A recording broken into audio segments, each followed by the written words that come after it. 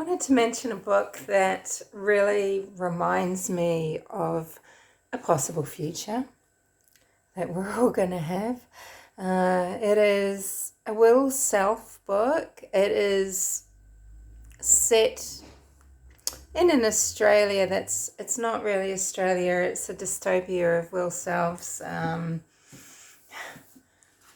bizarre, bombastic imagination.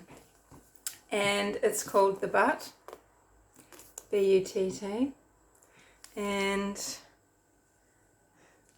if you want to get a sense of displacement, if you want to get a sense of living in a time and a land where you know not the morals or the laws, and where your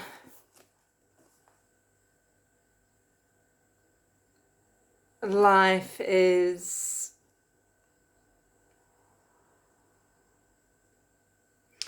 I'm not even going to say too much. I might even just read the blurb, but this is a terrifying and brilliant book, and I think it's kind of,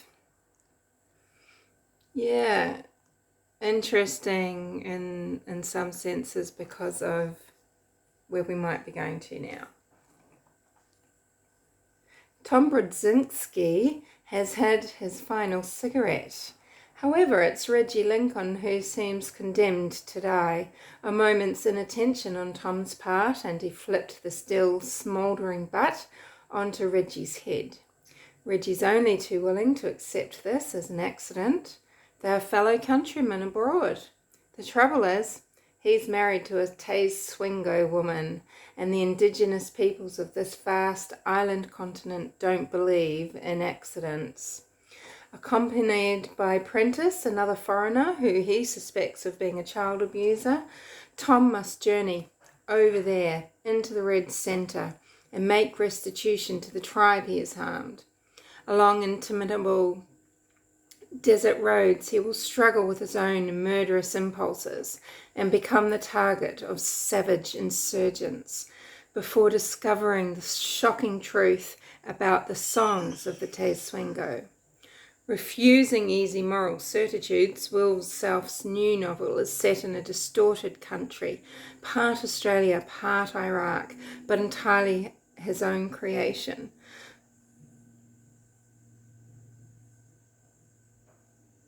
It's an insidiously allegorical account of the Western liberal conscience in the aftermath of 9/11, displaying self at his most savagely satiric and wantonly imaginative. Yeah. Yes, and hasn't it been just some bonkers news, eh?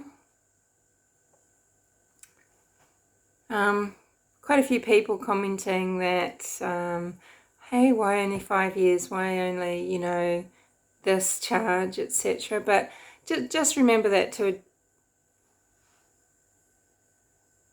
arrest someone, you just you've got some charges. That doesn't mean that is all that the Chad is going to be charged with.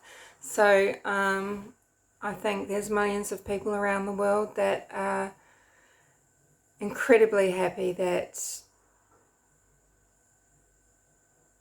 the Chad is behind bars and that justice is going to be set in motion, that our worldly justice is being set in motion.